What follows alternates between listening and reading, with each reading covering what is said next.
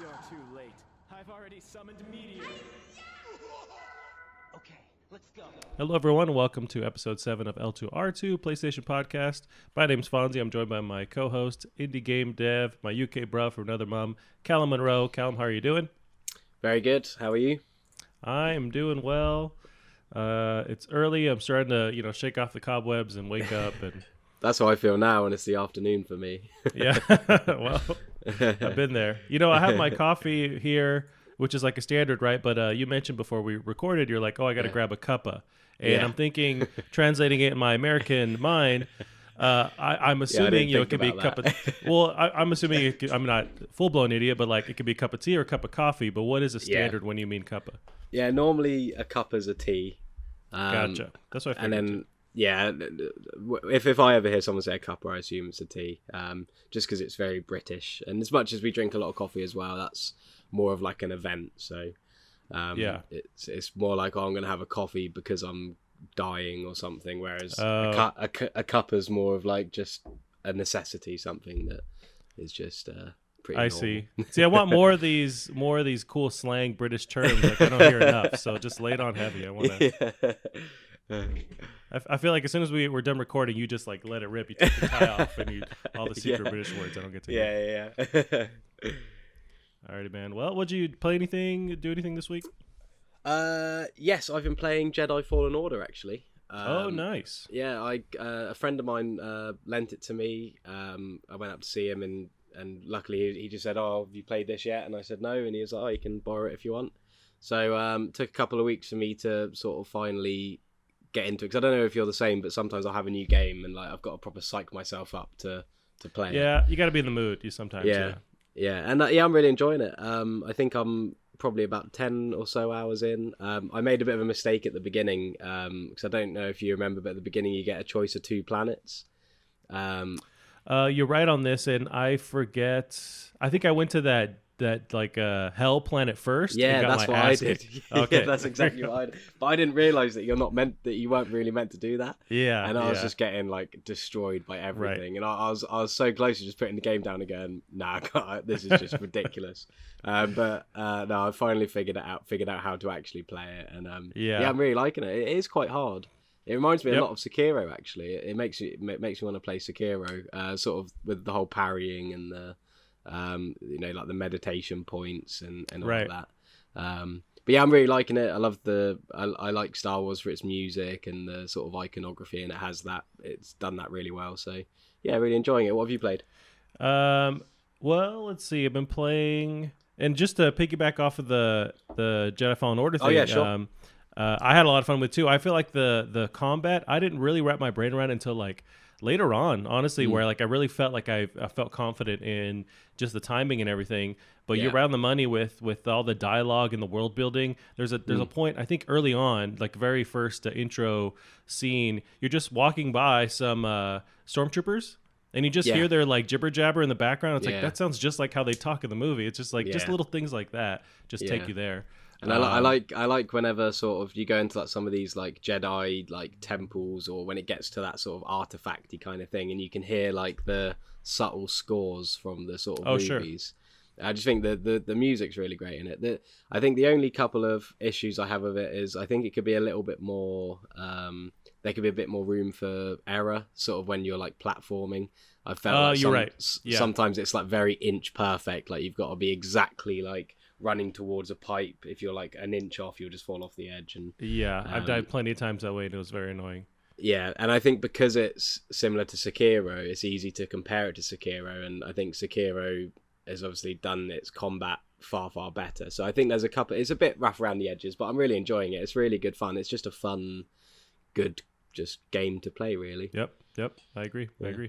As far as this week, I was playing a little bit of the newer Call of Duty Warzone update where they're doing the Battle Royale free to play, and trying that out, and it's actually super dope. Been playing that and jumping around and liking it a lot. One feature I think is really cool, just as far as Battle Royales go. Once you die, you get the chance to come back, and they send you into this thing called the Gulag, where it's this 1v1 very small map, and you get to, before you load in there, you're with other people, and you can like see, and it's just like really like depressing like arena, and you're like caged in with other people, and you can like cheer on the fight that you watch in front of you in the crowd, and then you go in there and also fight for your chance to like get thrown back in. It's just a cool idea to just like keep you in the game still.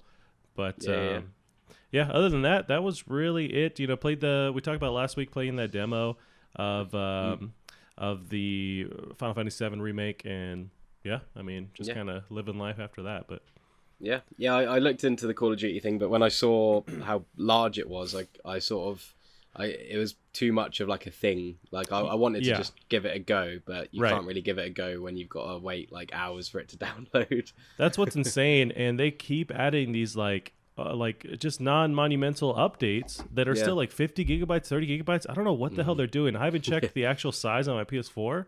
Luckily, I have an external hard drive, but I'm sure it's like, I don't know, easy 300 gigabytes just for this game. It's pretty nuts.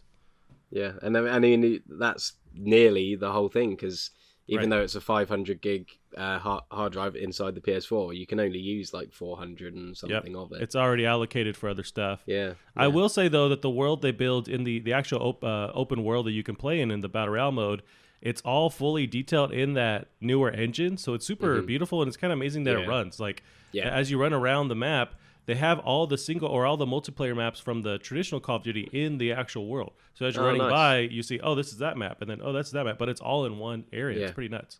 That's quite nice, because I suppose you've got that sense of like familiarity a little bit as well. Yep. So you don't have to like go through the trudge of relearning areas. Yeah. And it's 150 people. They're shooting for like 200 plus. So I'm not sure how it runs, but it does. But part of it is it's going to be, I don't know, 600 gigabytes by the time we're all done here. But yeah. And did they just send you a hard drive now that you just put on there? Yeah, they might as well start doing that, to be honest. Yeah. They're cheap enough. You could probably do that. Yeah. Alrighty, Callum. Well, some stuff happened. You know what? Before we get into that, I do want to jump into more Dreams gameplay. Like, I want to play more. I haven't really dabbled. Have you got the chance to, or got the bug? No, I do want to go back to it. It's just it's kind of already feeling like a chore to put it on, and that's not to do with any. There's nothing bad that I have to say about it. It's just how I feel about it for some reason. It's just not. And even when just before I started playing Jedi Fallen Order, I was having those moments where I was like, I don't really want to play anything, so I'd like read a book or watch something on Netflix or something. And even then, I'd be like, I could play Dreams, but I'd rather just not at the moment for some reason. So hopefully something will bring me back into it. But I'm just like you. I just don't have the urge to play it at the moment. It's a little bit of a chore in my mind. You're right, where I know I don't have the experience with the tool, so it's a lot of learning those. I want to just fast forward where I understand it to where when I want to make something, I actually have the ability to make it.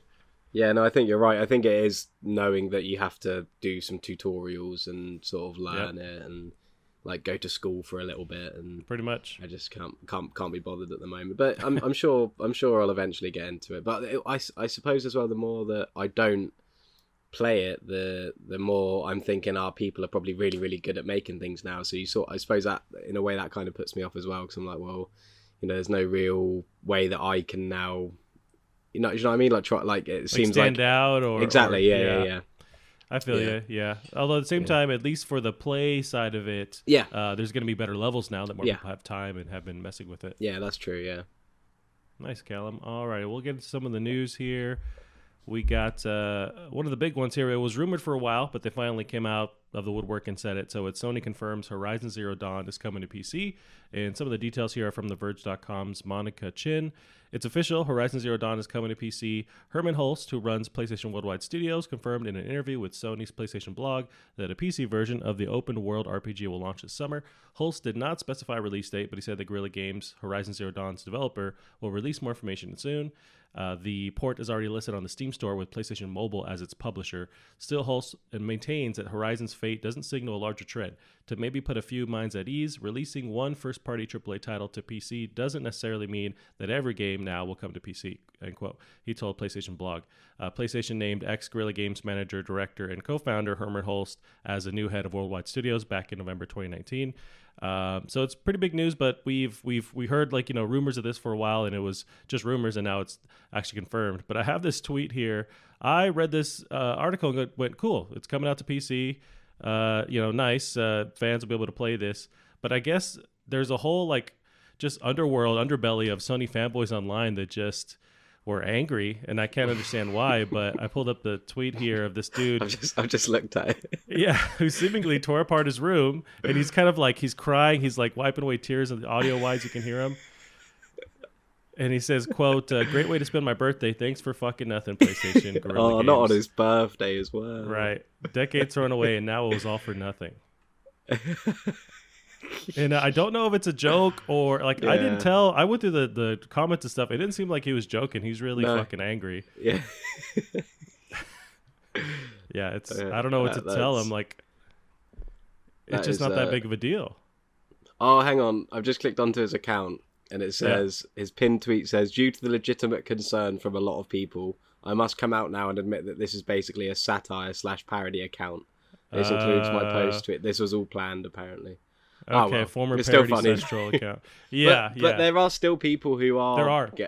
Like, I think that's just like a exaggeration of it. But there are people who are really, really annoyed about this, and which I think is pretty pathetic, really. But... I'll never understand it. There is also a segment online, and this is all from just like me spending way too many hours on Twitter, but like there's this fan base on the Xbox side and the PlayStation side where they really are negative towards each other, and they just talk a lot of shit, and there's a lot of back talk with like exclusives and features, and it doesn't matter to me. Like, I don't see why this need to like separate.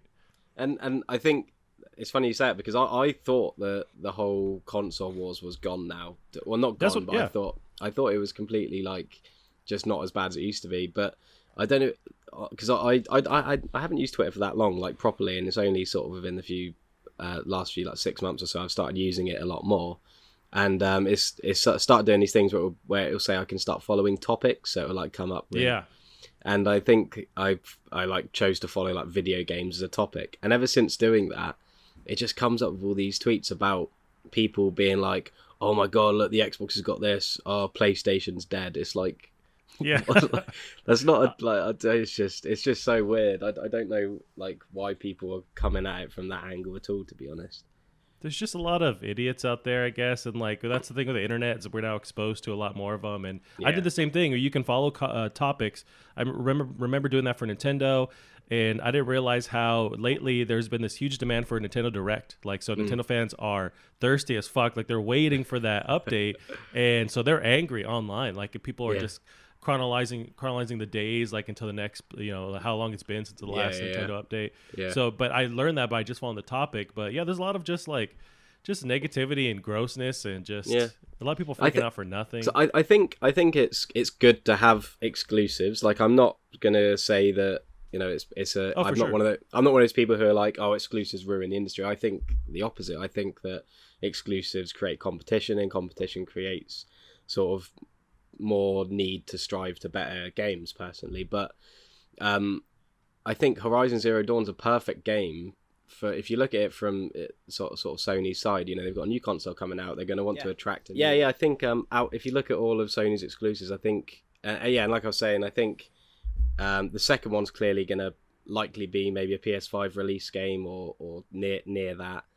So I think as a way of trying to get like a new audience over to PlayStation 5, it's a great game to use. So to bring out the first one on PC, because then all these PC players who will inevitably love it will then have to go out and buy a PS5 to then play the sequel. And if you look at the other exclusives, like you've got Spider-Man, God of War, Last of Us, even if you look at like Resistance and Uncharted, all these games you wouldn't expect to come to PC, because they're real like mascots of PlayStation. Like, they're real, like they're really sort of in that ecosystem. Whereas Horizon Zero Dawn is quite a new IP. It's like on its own. It's still quite new, and I just think it suits being on PC a lot. And I think it's a really great optical sort of decision from PlayStation to probably try and get more people over to PS5 as well. So I think it makes a lot of sense, and that game is going to look amazing on PC as well. Exactly. That's another thing. Yeah, so I think it's just I don't know why it can be looked at negatively, but some people just need to try and like sort of they need like a reason to why they own a PS4, or you see it in the PC community a lot where they sort of diss people with consoles because it sort of makes them feel better about forking out all this cash on their PC. So I think it's a similar kind of angle to that.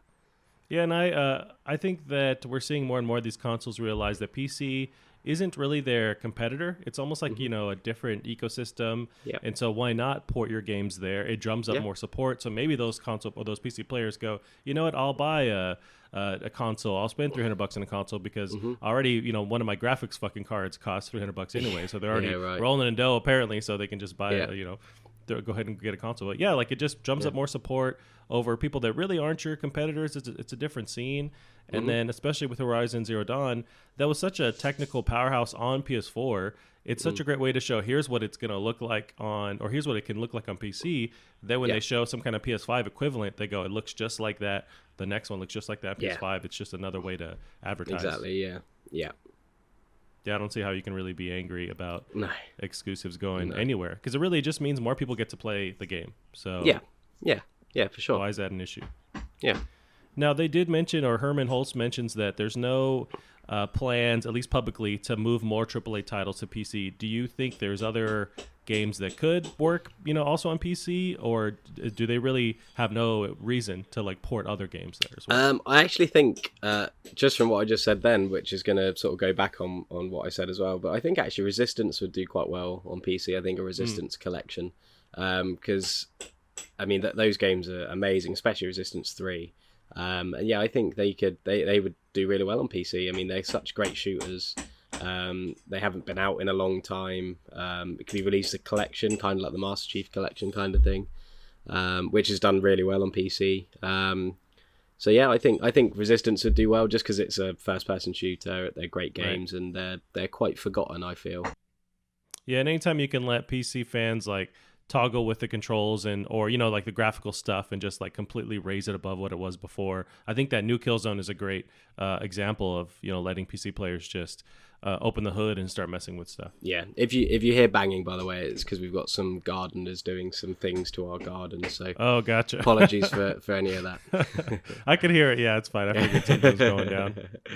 Nice. Alrighty, Callum. Well, yeah, that was a big deal. Just for them to announce that, and we'll see how that goes. There's no way Do you have a PC that would run this kind of game? Do you have something that's hardware wise could handle it?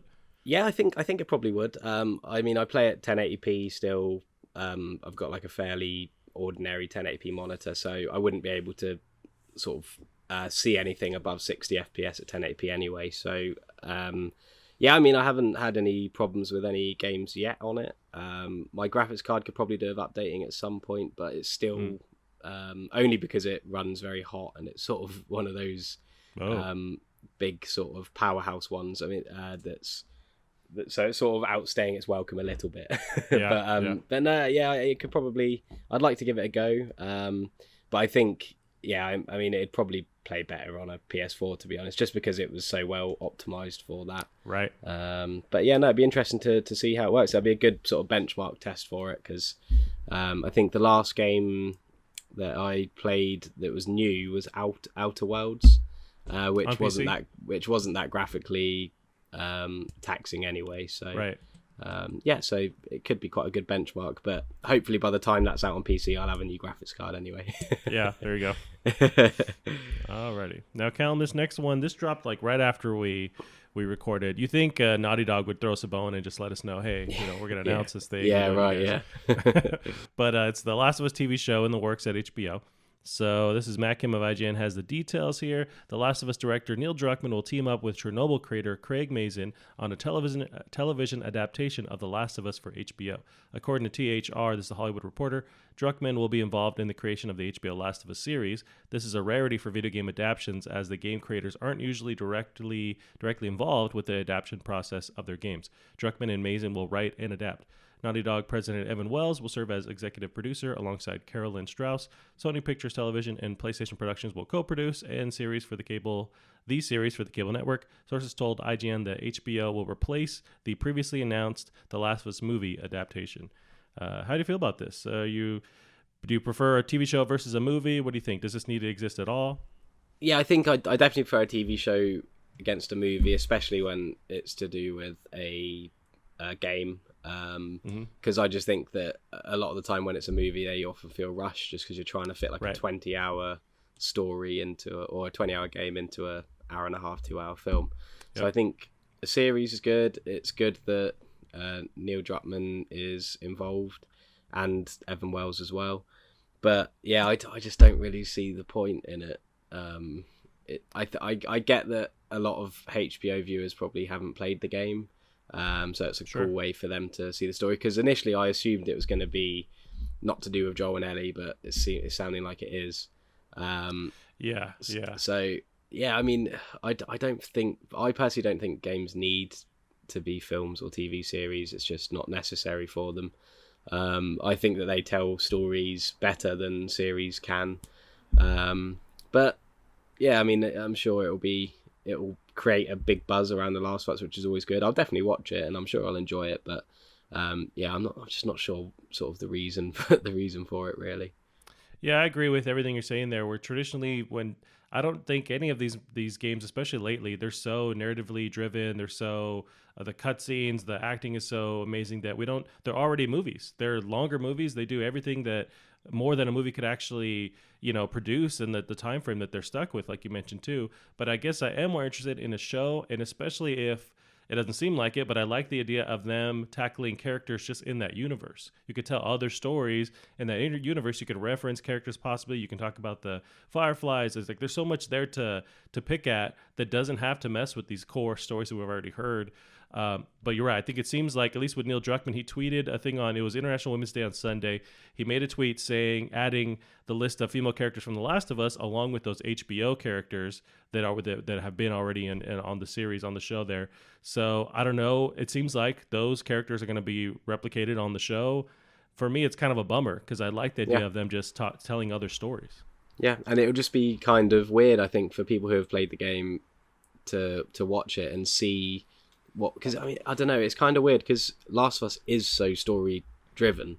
So even if it was a game that didn't have much of a story, or it was an older game or something like that, for example, Final Fantasy VII, that's being remade. It's still a game, but obviously that because of how old it is, they're able to flesh it out much more in a narrative way. Right. Whereas Last of Us, you can't really do anything with a TV series that hasn't already been done with the game. So it's just a bit. I'm not sure. I'm not really sure about it, to be honest. Unless they decide to tell the stories that weren't told within that timeline with those characters. There was, and initially that's what got me excited too, with the possibility of Joel being in there telling that story. There's 20 years where the outbreak happens, he has a thing with his daughter, outbreak happens, and then you have all this time that they reference that you never see. So maybe they could dig into that. I'm hopeful they do. Also, we're talking a lot of shit. Neil Druckmann is obviously a fucking genius. Exactly. So I'm sure he's not going to fuck it up. No. It's all of us like, I don't know if they should do it or whatever. He's like, dude, I know. I made it. I don't want to fuck this up either. Yeah. But also, so the thing that really gets me going is the Chernobyl director is on board for this. And did you ever watch Chernobyl on HBO? I haven't, no. Man, it's good. Yeah, I've heard it's very, very good. It's very, very good. It latches onto you right away. It's such a great story. The way they weave the political stuff going on with the Chernobyl nuclear explosion, the way the corruption behind the scenes, the actual government not wanting to actually tell what's happening, the people involved in sacrificing themselves to right the wrongs, and it was just such a great story. So, and it's really heavy stuff, really graphic stuff. So I feel like he's the best person to work on something like The Last of Us. To deal with that. Yeah, I'm sure it'll be good. And like you said, it's got a good cast, sort of team behind it, and sort of but a lot of people are trying to compare it to The Witcher, which I didn't personally like that much. I didn't watch it all, but from what I saw, I wasn't a huge fan. But I don't think it is the same because the series is not really based on the games. It's based on the books, which is completely different. You've got the games, which are open world RPGs, which although the Witcher games do have great stories, that is told in a certain way, whereas Last of Us is a linear narrative journey, the same way a series is. And obviously if Last of Us was a book, then that would mean that the game is a adaptation of that source material, which means the series could adapt it in its own way as well, which is what happened with The Witcher. Because obviously The Witcher, being a book, they were able to take these characters and change them how they wanted to, whereas because the source material of The Last of Us is already visual and it's already told within a video game, and that is the source material, if they do decide to change characters or plot points, it will be a bit more jarring, I think, than if it was a book. But hopefully I'm completely wrong, and it's great, but I just don't really see the need for it. Yeah, it's interesting. You know what? Grab one of the gardeners, ask them, and see what they think about this. Just be like, "Hey, are you interested in this at all?" Yeah, and that's the other thing. Actually, I mean, there are probably a bit of ignorance from me and other people who are really into games. I'm sure there are lots of people who would love the story but don't play games or aren't interested in those kind of games. So I suppose it is another way to tell this story to a different audience. So I mean, I'm sure, like, I know for a fact, like, my parents and my family who don't play games would love The Last of Us, but they wouldn't want to consume it in the way that it is at the moment. So perhaps a TV series is a good way of just getting that story out there. Yeah, no, that reminds me, because you're right, like, in being such a fan of it, I want everyone to experience it just like I did, but there's that hurdle of the gameplay. Not everyone loves playing games, especially, like, I have family members that as soon as one of my uncles, he's an older guy, he got a PS3. As soon as he got it, I bought my own copy of Last of Us, like, here, you have to play this game. This is essential. But he's like, I don't want to, like, the gameplay, I don't know. But the story's so good. I know that once you start it, like, you can get over the hurdle, but this is a great way for other people who just want to watch a TV show, they're going to experience that same story. Yeah, so maybe we just need to stop being selfish. Right. Oh, yeah. Well, let's talk to that last gamer who destroyed his room over the idea of, a game coming to another platform. Yeah, we're selfish over here. Alrighty, Callum. The next article we have is it's bummer news, but it was heading this direction as well. So this was E3 2020 officially canceled over coronavirus concerns. So Matt Kim has, again, from IGN, has the details here. So he starts off with E3 2020 has been officially canceled over concerns about the novel coronavirus or COVID-19. This marks the biggest impact on a video game show this year as a result of public health concerns regarding the COVID-19 outbreak. The Entertainment Software Association is now exploring the possibility of an online experience to replace the show.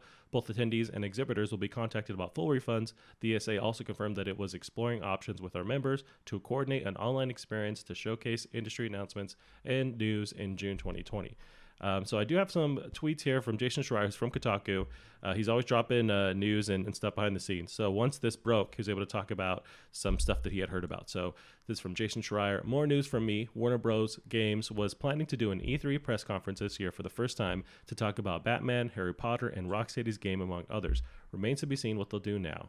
He also said most people only think of E3 as press conferences, but those will be easily replicated. The repercussions will come from the deals that don't happen, the indie pitches, the biz lunches, and chance meetings that can save companies. E3's cancellation could really hurt some people. How are you feeling about overall just E3, going the way of GDC and all these other big events and canceling? Yeah, it's sad. It's sad for the people who have worked to sort of show something. Like Rocksteady and all the other developers. It's sad for people who are excited to watch it, but I think it's necessary. It's it's getting pretty heavy now. This whole coronavirus thing. I mean, over in the UK, it's gotten really sort of big now, and across Europe as well. I mean, a lot of offices are closing. Lots of things are happening that I've never sort of experienced myself before. I mean, where I work is I'll now be working from home for the next 2 weeks. Oh, really? Yeah, it's just getting a bit. It's just getting pretty mad at the moment. Obviously, again, it's nothing to be concerned about in terms of like danger, but it's more trying to make sure it doesn't spread for other people who it can be dangerous for, or not to put stress on health services and all of that. So. And it's getting pretty mad, and I mean E3 obviously was cancelled sort of a few days ago, and now a lot of the football's being played behind closed doors now. I saw that, yeah. The Euros, which is a major national football competition, has been pushed back a year. Wow. a lot of that the major footballing stuff is being postponed, or games are being played with no fans in the stadium. So it's all getting pretty heavy. But yeah, it's sad in terms of E3 just because a lot of work goes into it. It'll be interesting to see how the ESA recover and how E3 next year will be looking. That's what I'm reading online too. There's a lot of, I guess, fear or imagination when it comes to, or speculation rather, where it's like, how does E3 bounce back? It was already on the back ropes, it seemed like, these last few years with, say, PlayStation leaving, and even we talked about Jeff Keighley deciding not to direct or run key features there. Yeah. So they're already kind of losing support, and then they are having to skip it somewhat this year. Do they bounce back, or do we now have all these companies who are going to join with them now do their own digital showcases and realize, hey, we saved a bunch of money, we got our word across, should we even do this again when this thing comes back? And do we see this as possibly the last E3? I don't know, or does it really have to transform into something else? It's going to be hard. Like you said, the ESA have been in trouble for a while, and it's been pretty common knowledge that E3's been their main money maker. So they will have spent a lot of money on this, hoping for a return like they do every year, and obviously they're not going to get a return now.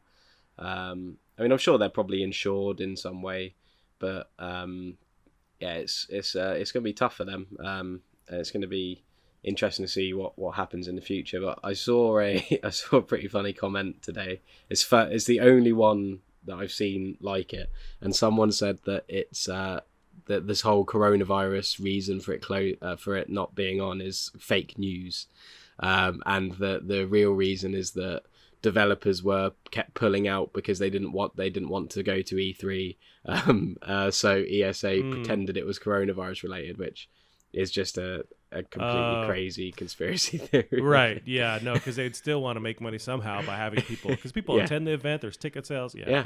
And no one has a problem with pulling out of E3. I mean, that's just it's just mad. And obviously, like you're saying, with GDC already being postponed because of coronavirus, and that was way before it started to get how it has, especially across Europe, where it's really starting to get quite big.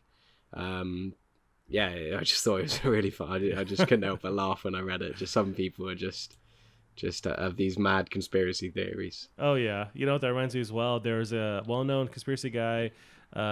His name is Alex Jones. Are you familiar with Alex Jones? Yeah. So I guess he's peddling this online, this toothpaste that he says cures coronavirus.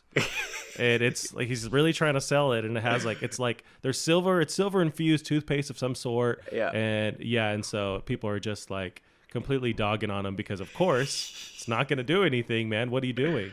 No. Although I did hear on the other sort of side of the scale that I did hear that. I heard from a friend, so whether it's real or not. But apparently in Naples they found something that reduces the inflammation in your lungs when you have it or something. So hopefully they're on track to, finding something to help the more vulnerable who receive it. I think the UK is now up to 8 deaths now, and I think it was 3 2 days ago or so. So it's starting to go up quite, it's exponential. So the more there are, the quicker it is. So it's getting quite bad. But all of the people who have died, they've all either been over 80, and if they've been less than 80, they've had underlying health problems. They've already been in hospital and they've caught it, and it sort of killed them. But obviously that doesn't, which is a bigger reason as to why it's a good thing to do this with E3 and be careful and try and make sure that it doesn't spread anymore. Because as much as for the average person, they're going to be fine, you got to think about the others who aren't going to be fine. No, you're totally right, and it's really about conserving just or trying to keep it from spreading. That's all we can really do now, and just wait it out. So over your ends, do you have have you had all the panic buying? Or your shops got your stores got empty shelves? Oh yeah, so I haven't been doing it. Although last night I was reading a lot of stuff going down last night, especially we're hitting this fever pitch now where because I was reading the NBA is no longer having their events, other stuff like this. Apparently Tom Hanks got in, the internet blew up. But so I'm sitting at home thinking maybe I should be buying stuff, but I haven't because it seems insane to me to just rush and buy toilet paper and water bottles because that's what's selling out over here. Yeah. But I have to go to Costco, which is like this huge box store that we have in the United States. I go there constantly for the job that I have to buy products there. And so I'm constantly there, and it's the worst place to be. There's just super long lines of people with stacks of water bottles and toilet paper. And it's embarrassing, isn't it? It is actually embarrassing. I mean, I went to the shop last night, and it was just no toilet roll, no cat. There was no cat food. You know, not that I was buying cat food, but I just walked down and noticed it. There was no like tinned food. There was no like powdered milk was all gone. All the frozen, like all the freezers were just completely empty, and it's just so embarrassing because it's like people will eat and drink themselves to death happily, you know, like all the time. And as soon as there's a possible virus, they're like, oh, we better not have that. We'll just stay in and order, you know, all this food that's going to kill us anyway. Right.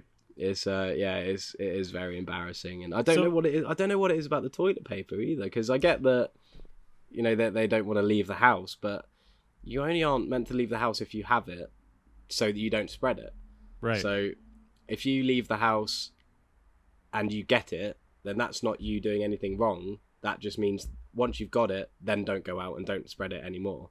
Unless you're on quarantine, I guess that's the only excuse for having a bunch of toilet paper. Yeah. But even then, how long are you on quarantine for where you need 10,000 stacks of toilet paper rolls? But yeah, it's ridiculous. But, also, what bothers me is the water bottles. So I'm seeing people constantly stack up on these water bottles, and it's like, hey, just buy gallons of water. Like, you can buy gallon containers, like large amounts of water. Yeah. Just do that. But the water bottles have to be like the worst economical or like environmental thing to have. They're just like pieces of shit. They don't dissolve, they don't biodegrade, and there's now millions more out in and that's the thing, everybody's always like trying to be the hero and talk about the environment. The straws, and now no one gives a fuck about the straws. Exactly. It's all about water bottles. Exactly. So it's it is funny. You can't help but laugh at some of it, but I haven't seen anybody like, I haven't actually seen anyone like there's stacks and stacks of toilet paper. But if I did, I'd have to ask them sort of. I just want to know what made them, what got them to that point. They're just idiots. I want to push over the stacks of stuff that they have in their cart and just walk away. Like, oh boy, it is getting pretty crazy. It is, yeah. So it's kind of interesting to deal. This has been a hell of a year already. So I don't know. We're gonna see how it goes. For now. Well, Callum, hopefully some better news. At least for me, this kind of lights up my dead heart here, the possibility of this happening. This is an update. This is new Tony Hawk Pro Skater game leak appears. So this is also of IGN's Matt Kim. He has the majority of our news stories here today. Rumors for a new Tony Hawk Pro Skater have resurfaced thanks to another leak, this time from a band that claims to have licensed songs for a new game in the series. In a now-deleted Facebook post, a band called The Death Set seemingly revealed that they licensed 5 new songs for Tony Hawk. I wrote that down as Tonky Hawk 2020 game. And I copy and pasted that. Yeah, so that's wow. Okay, so a Tony Hawk 2020 game. They also said that you'll be hearing this shit soon, end quote. So yeah, I have a tweet here, just licensed the 5 new songs. That's the band claiming that. While there's still no confirmation of a new Tony Hawk Pro Skater game, this is the latest offhand mention of a Pro Skater game, which seems to be the only confirmation of the new game so far. Over the weekend, video game leaker Sabby reported that there are prototypes of Tony Hawk's Pro Skater 1 and 2 remasters currently making the rounds around Activision. It should also be noted that Tony Hawk and Activision split up back in 2018 following the tepid release of the Tony Hawk's Pro Skater 5, which makes any involvement from Tony Hawk in these supposed remasters questionable. How interested are you, Callum, over the Tony Hawk series? Did you grow up with that? Were you a fan of that? And how interested are you in them bringing this back? Yeah, I got into Tony Hawk's on the PS2, the Pro Skater series. You know, I used to love them. I can never remember which ones were which, but I used to like play the ones where you could like play as Wolverine. Yep. That Darth was like Maul. 2 and 3. Yeah, we had those secret characters. Oh yeah. Yeah, and you get like Darth Maul, and there was some like devil lady who had crazy stats. And I just recently played that one because I'm collecting them. Yeah, so I have that devil nice. lady. I love those games. I played them briefly on PS1, but really recently, the first one on PS1. But when I grew up, I played them on PS2. And yeah, they're great games. I think it'd be great to have remasters, but I'm not sure how that would work licensing wise because of all the the music that's in it. That's always the big thing, and it's a crucial part to the Tony Hawk franchise Yeah. is the music. They're like 1-1 with each other, but in replicating these games, they lose those rights. So that's always the issue. I know back in, I want to say 2012, around that time, they did an HD remaster for like the 360, PS3 consoles that had a lot of the first games levels together, but they couldn't use any of the music from the original games, and so that was a bummer. But it was still fun. I liked that release because it still had most of the mechanics. It played virtually the same to me, and it was fun. I'm hoping I would love for them to jump back into the series, especially since as a fan of the Tony Hawk Pro Skater series, it really just towards the end of its life, it took a dive off the deep end because they released the Tony Hawk Ride, which was that skateboard peripheral thing that you could buy, which was dog shit, and all these other games that just were very bad Wii games, and especially they put the nail in the coffin with Tony Hawk's Pro Skater 5, which was just like critically panned. Nobody liked it. Yeah. So it's such a bummer because it was such a strong franchise. So I really want to see them come back. Yeah, I think because they had the Pro Skater games, which were these sort of like arcadey, like completionist sort of games. And then they sort of started doing like Underground and American Wasteland, which were good games, but they got a bit more RPG, if I remember correctly. Yeah, you're right, because you can create characters, and it also like narratively wise, it got a little more like out there and try to be funny, but also you can like walk around and and I think they were received all right at first, and I think it's probably the same as when you look back at games, like when you look back at. I always use Resident Evil as examples, but when you look back at Resident Evil 4 and people are like, oh, why did they make it more actiony and over the shoulder? But back then, it was received so well because everybody was crying out for Resident Evil to change, to stop with the fixed camera angles, and because they were so used to it. So I think it was probably a similar thing there where, Pro Skater got up to 4, then everyone was like, right, let's have something a little bit different now. Yep. And that went well, but then like you said, then it just went off the deep end completely. And then they tried to go back with Pro Skater 5, but they forgot to make a game, and release and release that instead. So, but yeah, I think it's definitely due. I think it'd be a great remaster. I think it'd be such a nice trip down sort of memory lane to a kind of game that you can just sit in bed and play and just relax, and it's good fun. But yeah, I think the music's a huge part of it, and getting that would be a nightmare. Right. And I'm sure there's probably a lot of like branding in it that would have to change and all the rest of it. And I'm sure those secret characters would have to be rethought about. So, but yeah, I think like you said about those remasters that came before, where it was more just like a mashup of the old levels. I think if they focus on what made them so good, which is probably just the levels and the sort of general mechanics, then I think it'd still be a pretty successful remaster. Yeah, I'm hoping, especially just as with the last game left such a bad taste in people's mouth. Yeah. With 5, I completely forgot it came out, to be honest. I never tried it, but no, see, I didn't either because I was also just really. I felt hurt, man, because it was it was cool to see them bring back, not only is it Tony Hawk game, but it's called Tony Hawk's Pro Skater. Yeah. It's 5, it's coming back, and then for them to just totally just fuck up that game. And it was Activision that developed it, wasn't it? Yeah, so apparently behind the scenes, I remember either Jason Schreier, someone tweeting about this, talking about it. So Activision was running, the time was running out on that franchise. So they have exclusivity where they own that, and if they don't produce a game within that time frame, they lose the rights to it. So they were in a rush to get that out, and using not a indie studio, but a lesser known studio that wasn't really adept to make it in the first place, but also using that really small time frame. So this is just what they could do in that time frame. And so it was just a cash out for Activision to try and hold on to that series by producing this game. So yeah, it was a pretty big bummer. And I'm hoping we bring we get Tony Hawk back on board, because he's a big part of the franchise. Of course, it's named after him, so I'd like him to be involved with like marketing and talking about it. So hopefully they can make some kind of deal. Yeah, it'd be cool to come back. It's it'd be a nice it'd fit in nicely with the current sort of catalog of games, I think, at the moment.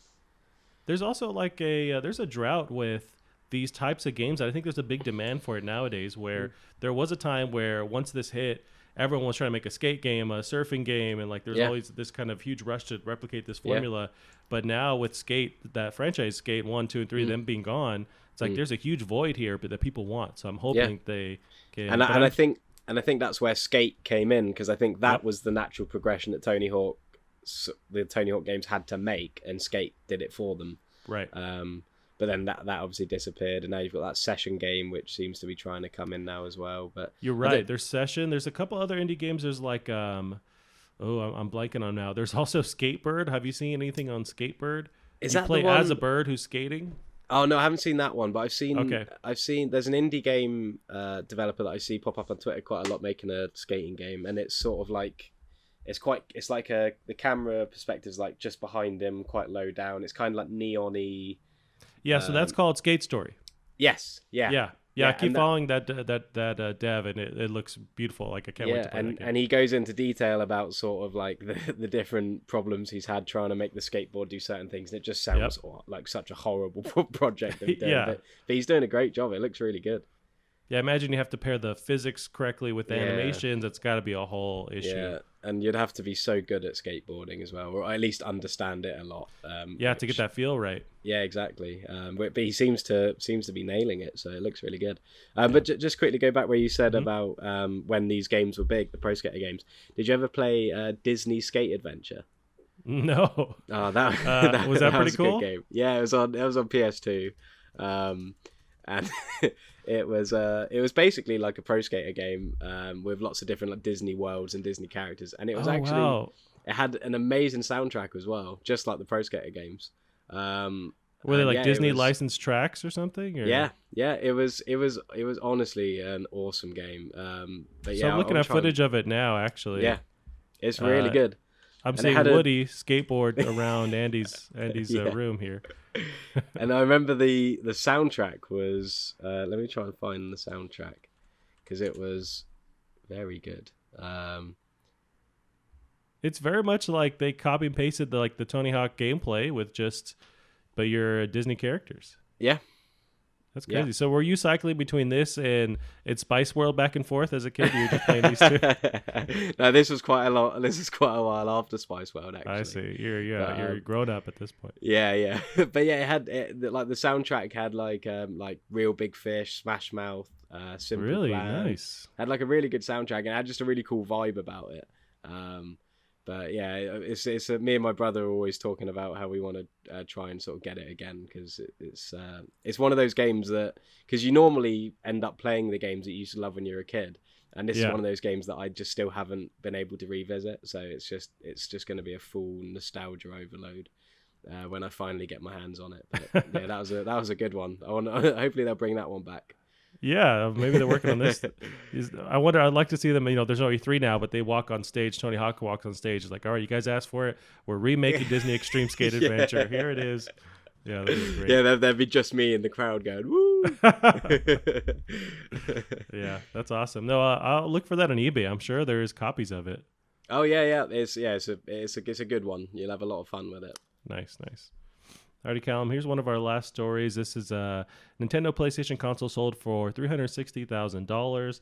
I don't think we've covered this yet, but this Sony PlayStation or these Nintendo PlayStation hybrid that was the genesis of PlayStation becoming a thing was kicked around. The actual dev kit, the actual console was moving around, being shown off, and now it was sold for some money. So we'll get into this.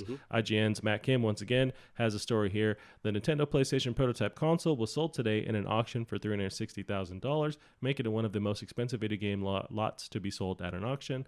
The Nintendo PlayStation is a prototype that was developed as part of a potential partnership between Nintendo and Sony. The platform was planned to be launched as an add-on for the standard SNES, nicknamed the SNES CD, as well as a hybrid console by Sony called the PlayStation, nicknamed the Nintendo PlayStation, to distinguish it from the later Sony console of the same name. Instead, Nintendo partnered with Philips, producing Nintendo-themed games for the CDI platform instead of the SNES CD. Sony independently furthered its developments into their own standalone console, which ended up inheriting the PlayStation name and would serve as the chief competitor of the Super NES's cartridge-based successor, the Nintendo 64.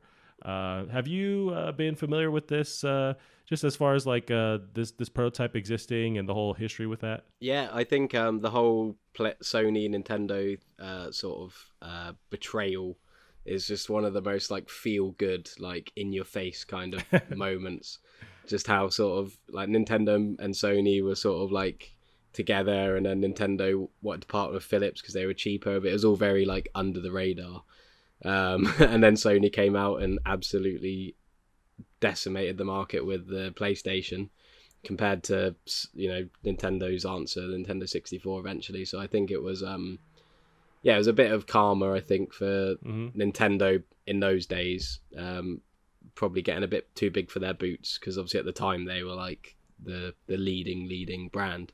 And they sort of thought that they could belittle Sony, who were obviously not in that hemisphere at the time. And then they took a big hit from Sony when the PlayStation came out, and they've only just, I'd say, sort of come back to fruition with the Switch. So it's just such an interesting story. I love the story of this console, and it's but didn't the guy, he bought it for like $75, didn't he? Originally. It's possible. I don't have that pulled up. I know it was at some kind of, not secondhand store, but it was another auction of stuff that was foreclosed that he purchased it at. Yeah, I think he bought it for $75 or something really cheap like that, and then someone offered him $1.3 million for it. Yeah. And he said no, I want to take it to auction. So he's made a bit of a error of judgment there, but no, it's still not a bad return on investment, is it? It's 300 grand. Yeah. So it's still good, but yeah. And it was bought by, I don't know who, I can't remember the person who bought it now, but I think he wants to make a gaming museum, and he wants this to be like the centerpiece. Right. Which that's pretty cool. It depends on what city I guess it's in, but I would definitely check this out if I was there. Yeah, definitely. Yeah. There was. I remember the story apparently going. Because, Nintendo had that deal with Sony, and apparently at an E3 or some kind of big event, right at the last minute, they decided to publicly go with Philips. Yeah. And Sony didn't realize that until they were making that announcement. Yeah. Even though it had all this work behind the scenes. Yeah. But no, that's great. And then Sony goes, you know what? Okay, cool. We're going to make our own console. Yeah. And the PlayStation is born. There's a lot of deals, not exactly similar to that one, but where companies are working together and then they end up doing their own thing. So with Dreamcast, I know with Sega and Dreamcast, Microsoft was helping them work on, it was I want to say it was software stuff, and then just the internet-based technology they had for using the Ethernet adapter and that kind of thing. They were working with them. That's why on the Dreamcast it has that Microsoft CE. They're using their a reformatted Windows version to run on there. Yeah. And after that, them working together, they then make their Xbox. So they use those tools, those kind of ideas, and a new console spawned after that. Yeah. So it happens. Yeah, it does. Yeah, and I think Sony are now sort of getting worryingly similar to Nintendo, how Nintendo were at that point. You know, very like in their own heads that they can't do anything wrong. Right. And so we'll soon see whether history will repeat itself or not, and see if it will now be maybe Nintendo or somebody else's sort of time to dominate the market when the next consoles come out. Because we've been saying already with the PS5. You know, we wouldn't be surprised if Sony completely dropped the ball with it. It's possible. I do love that story. I just think it's so like, it's just so blatantly like, it's such a blatant betrayal, and it's just such a funny story. But, it gives hope to everyone who's been dumped across the world. And then they come back with the summer bod, and they're like, oh. Yeah, like I'm PlayStation now. Maybe that's why that guy changed his name to PlayStation 2 or something. To Mr. PlayStation. Yeah. You should see. We need to track down that guy and try to figure out. I want to talk to him. Yeah. That's send you out there.